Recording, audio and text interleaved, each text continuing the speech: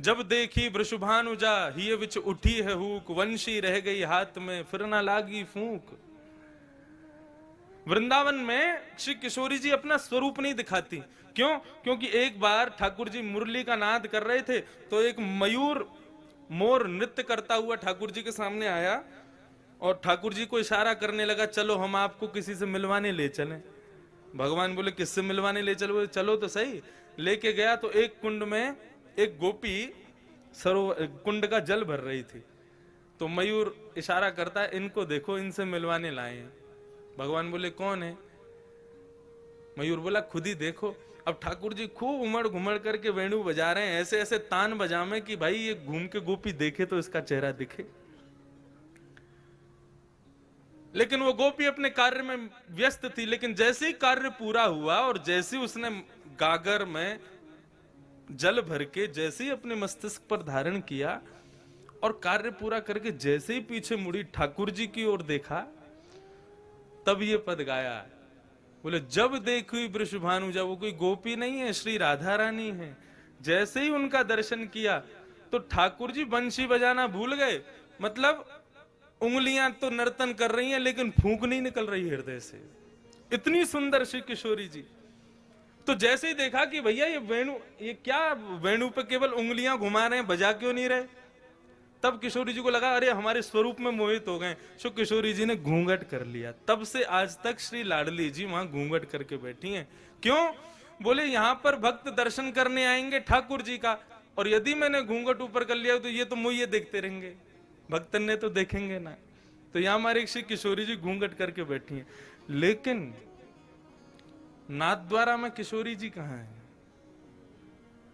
नाथद्वारा में लाडली जी कहां है? ये जो स्वरूप है ये श्री लाडली जी का है। एक स्वरूप नहीं है श्रीनाथ जी। ये दोनों स्वरूप जब प्रेम में उन्मुक्त होकर के एक हो गए तब श्रीनाथ स्वरूप प्रकट हुआ। अपनी पूर्ववर्ती कथा में भी मैं बता रहा था कि जब रास करते हैं ठाकुर जी तो दोनों के अंग का स्वरूप क्या होता है?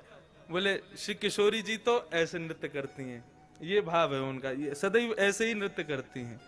और श्री ठाकुर जी दोनों श्री विठलनाथ के रूप में जैसे दोनों कमर पर हाथ रख करके और इस प्रकार से ठाकुर जी नृत्य करते हैं। कभी आप रासलीला देखो तो कान्हा मोर बन आयो, कैसे आवे? यूं ही तो आवे, अपने कंधे पे हाथ रख, अपने कमर पर हाथ लगा के। तो ठाकुर जी ज्यादातर नृत्य ऐसे ही करते हैं। अब नृत्य करना नहीं आता, नहीं करके बता देता मैं। अब भाव यही है कि बार बार ठाकुर जी नृत्य करते करते ऐसे ही हो जाते हैं, और श्री किशोरी जी ऐसे ही नृत्य करती हैं।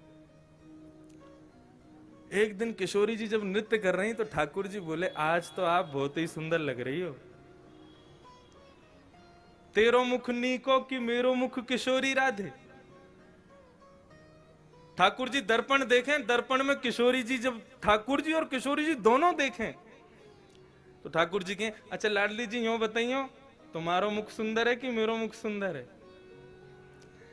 किशोरी जी कहें जा प्रकार से अमावस्या में पूर्णिमा को चंद्रमा खिल जाए तो पूर्णिमा के चंद्रमा को देखवे के काजे सबन की दृष्टि व काली अंधियारी को भी देखे, वैसे ही आप हो। बोले आप तो ऐसे कार्य हो, आपको कोई देखो तो चाहे ना। लेकिन हम जब गौरांगी अपनो पूर्ण रूप लेकर के आपके बगल में विराज जाए ना, तब लोग आपको देख लें हमारे मारे। ऐसा ठाकुर जी के संग विनोद करें श्री किशोरी जी। तो उस दिन ठाकुर जी बोले आज तो आप बहुत ही सुंदर लग रही हो। राधा रानी बोली हम तो सुंदर हैं ही हैं, बता का रहे।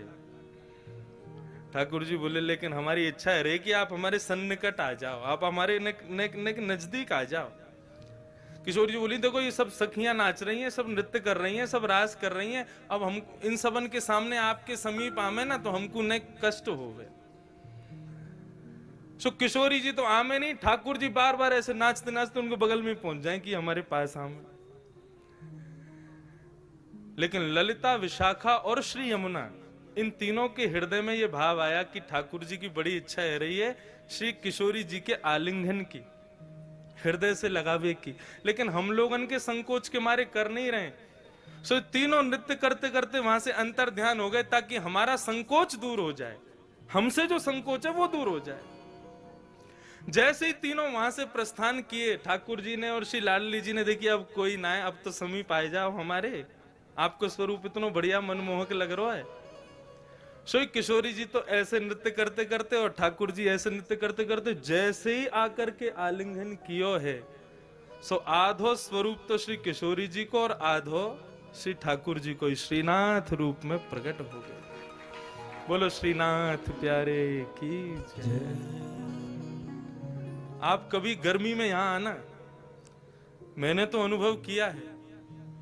ठाकुर जी की जो उठी हुई भुजा है वो श्री राधा रानी है, और उस भुजा को जब आप देखेंगे तो उस भुजा में आपको गौर वर्ण का दर्शन होगा।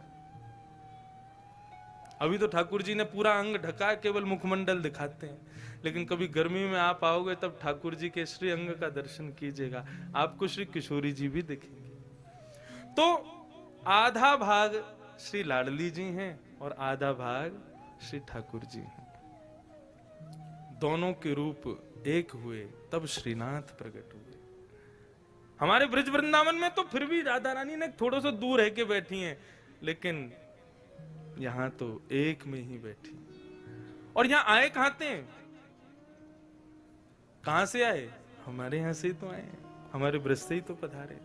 कल यहां पर प्रेस कॉन्फ्रेंस हो रही थी, तो हमारे प्रेस के सब भाइयों ने हमसे पूछा